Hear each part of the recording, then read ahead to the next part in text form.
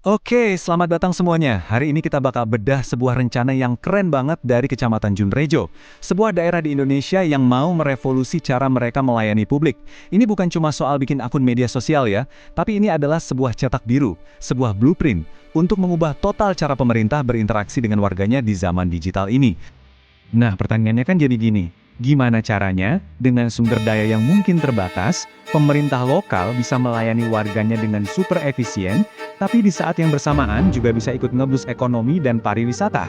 Nah, rencana dari Junrejo ini mencoba menjawab kedua tantangan besar itu sekaligus. Oke, jadi pembahasannya nanti bakal kita bagi jadi 5 bagian utama ya. Kita mulai dari tantangan yang mereka hadapi, terus kita lihat strategi unik, dua sisi koin mereka, lanjut ke gimana mereka nyiapin fondasi digitalnya, lalu kita bedah inti rencananya lewat 3 pilar strategi, dan terakhir, kita lihat gambaran besarnya, kenapa ini semua penting banget. Oke, kita mulai dari yang pertama. Sebenarnya, apa sih yang bikin mereka harus berubah? Ternyata, ini bukan sekedar pengen kelihatan modern, tapi udah jadi sebuah keharusan. Ada banyak tekanan, baik dari dalam maupun dari luar, yang memaksa mereka untuk berinovasi. Jadi, kalau kita lihat, masalahnya tuh klasik banget. Anggaran yang terbatas, sumber daya manusia yang punya tantangannya sendiri. Tapi di sisi lain, ada tuntutan dari pemerintah pusat loh, seperti mandat reformasi birokrasi dan keharusan patuh sama Undang-Undang Keterbukaan Informasi Publik. Nah, disinilah digitalisasi itu masuk. Bukan lagi jadi pilihan, tapi jadi solusi strategis buat ngatasin semua masalah ini sekaligus secara efisien. Nah, sekarang kita masuk ke bagian yang menurut saya paling cerdas dari strategi mereka. Mereka tuh nggak cuma mikirin satu tujuan aja, tapi mereka merancang sebuah sistem yang punya dua fungsi inti, dan hebatnya, dua fungsi ini saling mendukung satu sama lain. Di sini nih letak keunikannya. Jadi di satu sisi mereka harus ngurusin administrasi warga, bikin KTP, surat-surat, dan lain-lain. Harus transparan, efisien gitu kan.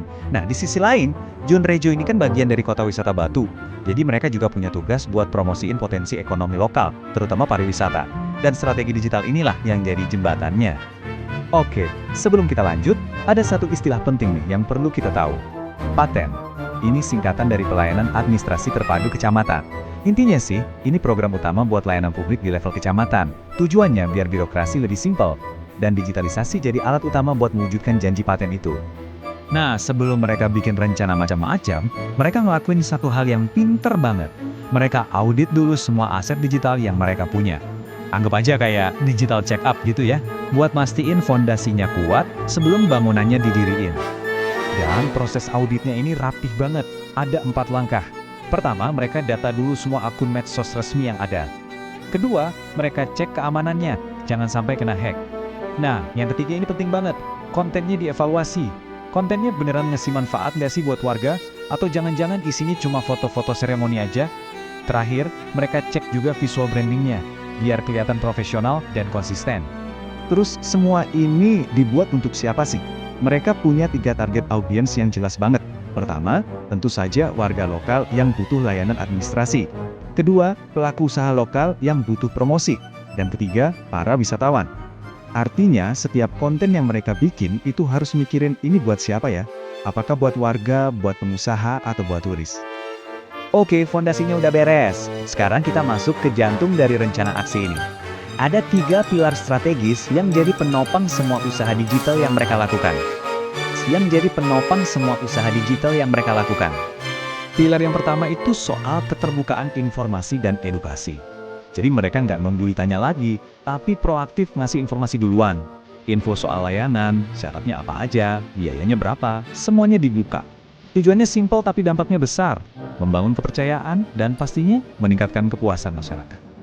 Dan janji mereka ke warga itu terangkum dalam satu kalimat sakti ini. Mengurus administrasi di kecamatan itu mudah, cepat, terbuka, dan pasti. Ini bukan cuma slogan kosong ya, tapi ini komitmen buat mengubah citra birokrasi yang selama ini mungkin dianggap ribet, jadi sesuatu yang bisa diandalkan. Pilar kedua, nah ini soal responsivitas dan interaksi. Ini benar-benar mengubah cara mereka pakai media sosial. Jadi medsos itu bukan lagi cuma papan pengumuman, tapi jadi tempat ngobrol 2 arah. Mereka harus interaktif, pakai polling atau kuis, dan yang paling penting harus responsif.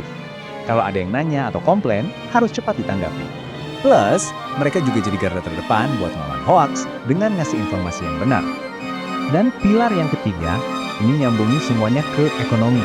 Pemerintah kecamatan di sini perannya berubah jadi semacam fasilitator ekonomi. Mereka aktif promosiin tempat wisata, event lokal, dan UMKM. Dan salah satu gebrakan paling kerennya, mereka nyediain konten profesional kayak foto dan video gratis buat UMKM lokal. Ini bukan cuma ngajak-ngajak, tapi beneran ngasih bantuan nyata yang bisa langsung dipakai buat promosi. Oke, kita udah lihat detailnya. Sekarang, coba kita mundur sedikit dan lihat gambaran besarnya. Sebenarnya apa sih hasil akhir yang diharapkan dari semua rencana yang canggih ini? Kenapa ini semua jadi penting? Nah, hasil yang diharapkan itu bisa kita kelompokkan jadi 4 poin utama. Pertama, layanan publiknya jadi lebih baik, yang ujung-ujungnya bikin indeks kepuasan masyarakat naik. Kedua, ekonomi lokal makin tumbuh karena pariwisata dan bisnis kecil dapat dukungan. Ketiga, tata kelolanya jadi lebih baik, lebih transparan. Dan keempat, yang gak kalah penting di zaman sekarang, integritas informasi terjaga karena ada kanal resmi yang bisa dipegang buat melawan misinformasi. Nah, ini semua membawa kita ke satu pertanyaan penutup yang menarik. Dengan cara mereka menggabungkan layanan publik yang efisien, pemberdayaan ekonomi lokal, dan komunikasi modern jadi satu paket komplit, jangan-jangan apa yang dilakukan Kecamatan Jundrejo ini bukan cuma cerita sukses lokal, tapi bisa jadi cetak biru buat pemerintah daerah lain di seluruh Indonesia. Gimana menurut kalian? Coba kita pikirkan bareng-bareng.